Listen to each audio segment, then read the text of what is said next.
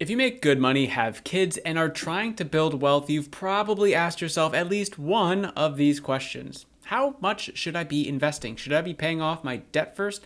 What do I actually do with the money sitting in my savings account?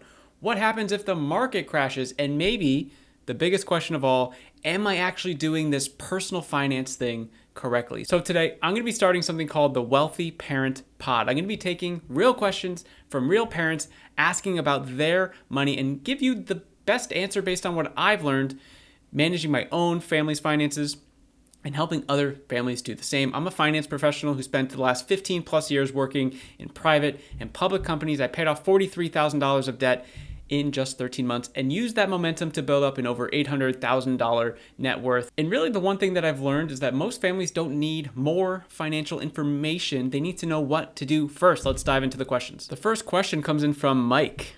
I have debt. I want to invest. I want to save for my kids. And I want to travel. How do I know what to prioritize? Well, Mike, this is a great question. And actually, it's one of the more common ones that I get. As you can imagine, because there's so many fun, sparkly, exciting ideas out there in the world, we want to do it all, right? So it's like, how do I prioritize the things that I want to do? The problem isn't that you have too many goals, in my opinion. I think having a lot of goals is great. I think what has helped me in my personal finance journey is how can I connect all the different goals that I have and sort of like put them through like one string where it's like if I take similar actions, they're all going to occur.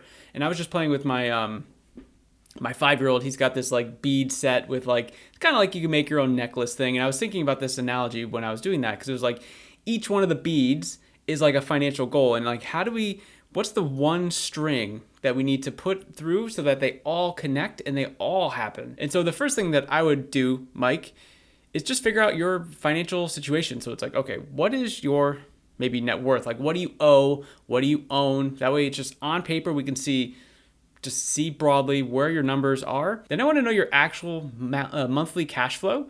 So like how much is coming in? Like how much do you make? How much is going out? And most importantly, how much is currently left over?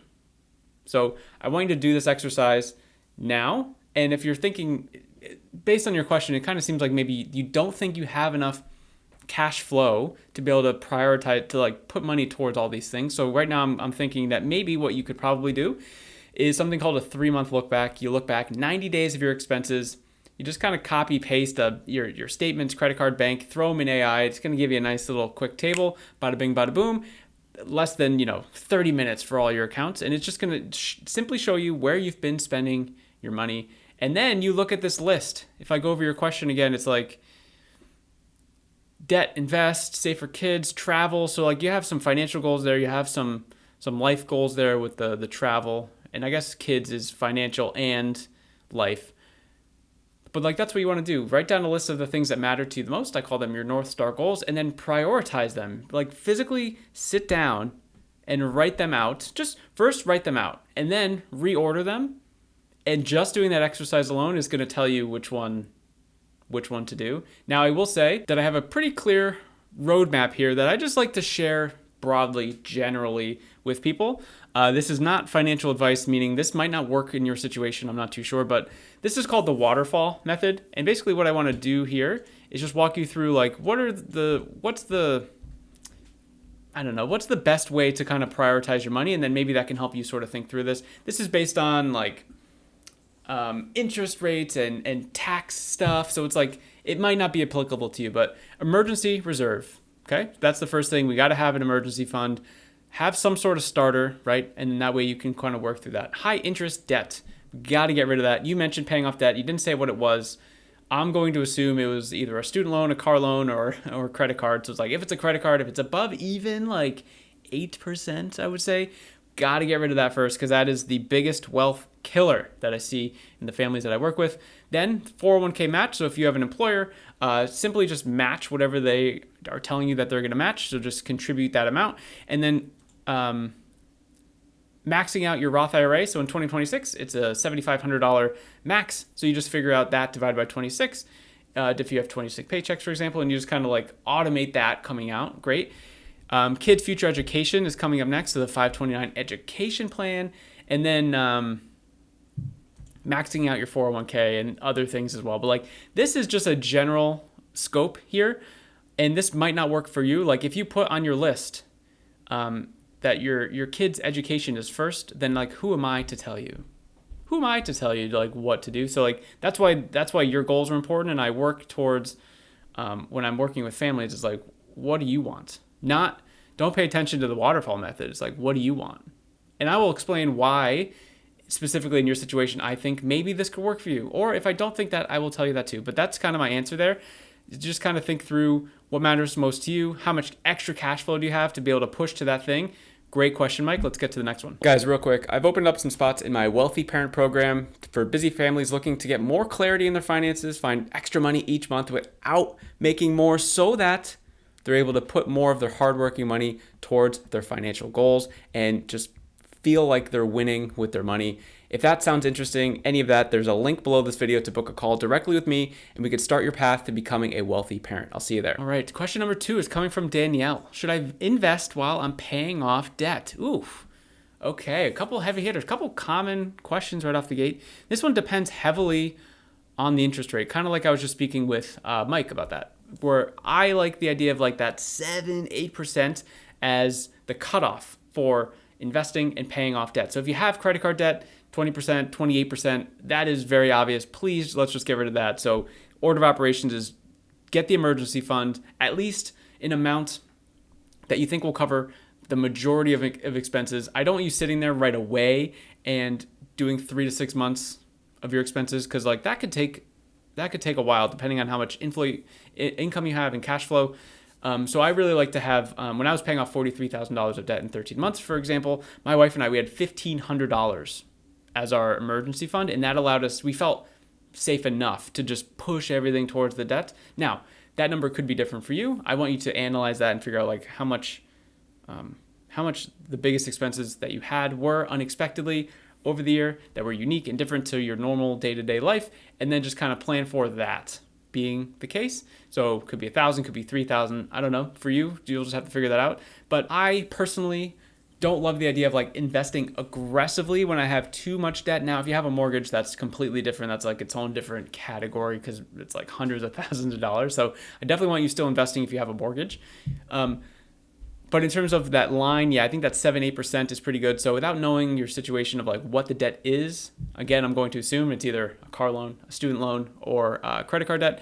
So the credit card debt, immediately get rid of that. The other two, if they kind of fall underneath that, then I would say you're safe to invest. But also look at the opportunity costs. So in my free personal finance community, which is linked on the homepage of my YouTube channel, by the way, I have a debt payment calculator. And in there, you can kind of look at if you were to add more to your debt, how much faster would it get paid off? And sometimes, depending on the interest rate, it is a significant amount of money. Like you could be saving like decades of time and tens of thousands of dollars of interest. Or if the interest rates are lower and even putting an extra $500,000 extra a month only really saves you like a few months, maybe it's just you're better off putting that towards investing at the time. So I do think understanding the opportunity cost, and this is something that I work with specifically with the families that I work with, because a lot of people, as you imagine, a lot of people have debt and a lot of people want to invest. So this is a very common question. But yeah, I think just understanding that 7-8% line and then your sort of risk aversion and opportunity costs, Danielle, but amazing, great question. And before we get to the next question here, if you guys want your question answered about personal finance, saving money, paying off debt, investing, whatever the thing is, drop it on this video in the YouTube and I will answer some of the best questions in the next version of the Wealthy Parent Pod. All right, next question here from Ryan. What should I do if the stock market crashes? Whoa, we'll definitely turn on the news, right? Watch all the financial content that you can and just be very nervous and scared. Definitely not. And definitely don't watch the news, by the way. That was all a joke. The real answer is, what are those two? One, maybe you should expect the market to go down. We should all expect to go down, the market to go down. Investing, yes, there is some risk with investing. And I'm going to share a stat in a second that's going to completely, hopefully flip your mindset on that. But two, I think there's a difference between a market crash and a market drop or fall or whatever. And it also depends on, there's a lot of things here. It also depends on what you're investing in. Because I'll hear maybe coworkers or sitting at Thanksgiving and people are talking about their investments or something like that, and I hear like the tremendous like drops and ups and downs. I was like, you're not investing into like the stock market. You're investing in like crypto, probably like some shit coin, or you're probably investing in, I don't know, what other, like you're day trading, or you're just like individually company or penny stocks. You're just going all over the place. So it's like, first, like, what are you investing in? I think is a great question to answer. But at the end of the day, and a lot of people don't know this, so keep this quiet, but the stock market has had a 100% recovery rate.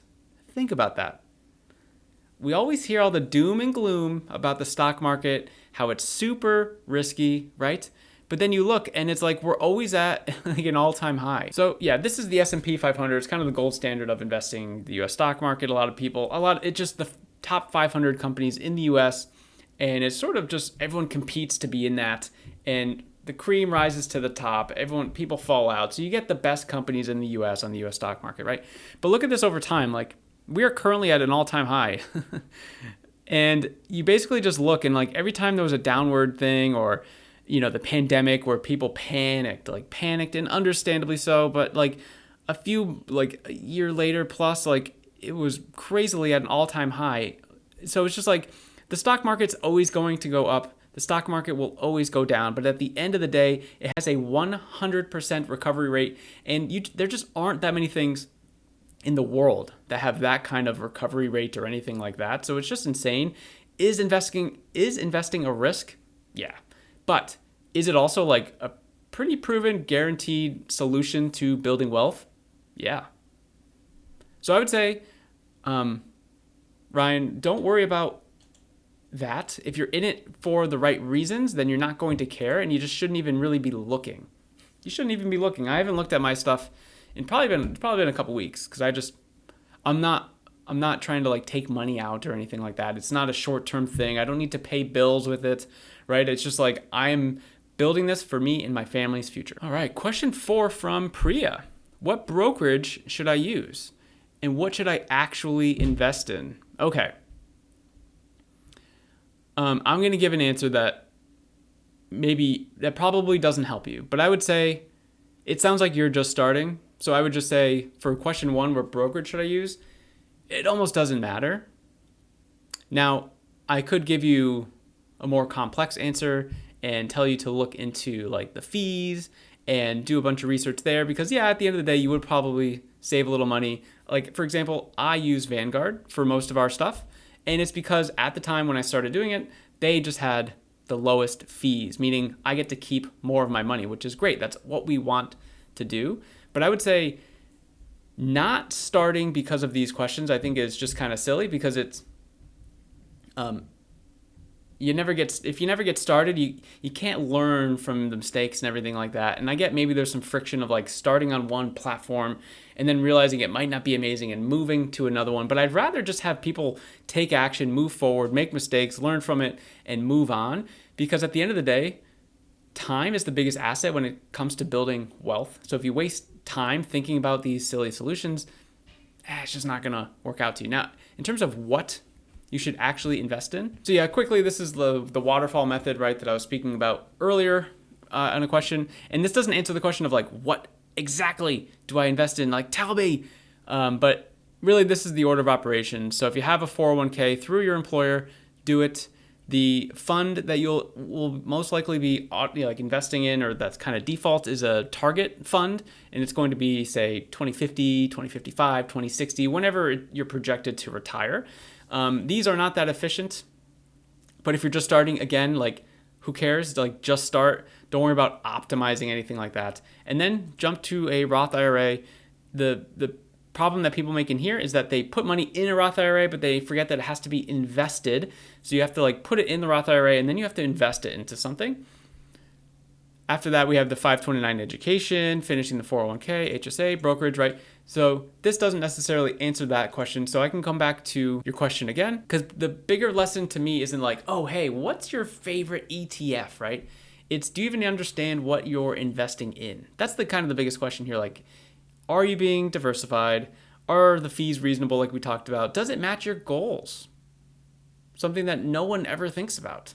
and doesn't match your timeline and maybe your risk tolerance, right? So again, if you need the money by tomorrow, like it's going to be a different answer than I want the money in 30 years, right? And then we automate it. And so without knowing your specific situation, I personally don't like when people are just like, oh, invest in this. Like, this is it. Like, I could share you what I am investing in, but I don't think that helps you because it might not be what you want or need or, whatever, the risk side of things. So I would say, like, this is something that I would definitely work specifically with when I'm coaching someone and a family with their money and everything like that, depending on all these factors. There's so many factors that go into it, but this is just how I've approached my own investing. I've sort of educated myself, learned from others who are maybe a little bit ahead of me, and then I just started. Just start. So if you're watching this video after I'm answering you, just start. Next question from Tasha. I have a credit card I barely use anymore. Should I close it? Good question, Tasha. I would say yes and no. Great answer, right? All right, that's the end of the question. Thanks, guys. No, not necessarily, but also probably. If the card has like no annual fee or anything like that, you could just simply stop using it. You could cut it up, shred it, throw it in the garbage, and just stop using it. And then eventually it will just fall off. Or you could just close it now. So it's kind of like, I guess you have three options. Closing it now, okay, your credit score will be dinged. So I think you're asking this question because of credit score. And for me, I'm not a huge lover of credit score in terms of like trying to optimize it or hack the credit score. Like for me, there's just like a simple process that if you follow and take the simple actions and you build the system and you put all the inputs in, the credit score will just inevitably go up over time. So the one option is just closing it now, out of sight, out of mind, right? And just getting rid of it, cutting it up or putting it in a drawer, whatever, shredding it, and then it will eventually fall off. You'll get an email in a couple of years that your credit score went down because, whatever, your credit card, your credit utilization was decreased and blah, blah, blah, whatever. Or you could just keep using it and every couple months you just like buy something with it. I just think that's so, a lot of people like to do this and they hold like 12 credit cards. It's just crazy. Because for me, I just want things to be simple. I want things to be so simple. And when you're literally juggling 12 credit cards, it's like, holy crap. And then you have to remember which one it is. And it's just like all this mental bandwidth. I've seen people have like spreadsheets of like, oh, when it's going to like expire or like when I have to use it next by. And it's just like this crazy system. It's like, what are we doing? So to answer your question, because it seems like you care about credit score, I would say push it off, cut it up, shred it, and then you'll have a couple years to kind of beef up the credit score before it gets dinged a little bit. And I would say you're fine, but the fact that you're asking this question probably means that you're on the right track to something here. All right, guys, so let me know what your feedback is of the Wealthy Parent Pod down in the comments. Did you guys like this setup? Do you guys like the question answer style of this? Do you find it helpful? And also just remember, take a look at that link below the video, book a call with me. It's a quick 15-minute friendly chat just to kind of get to know each other and see if you're potentially a good fit, if that's even interesting for you. It's going to be me talking about where you are, where you want to go, and the one thing holding you back, keeping you stuck. If not,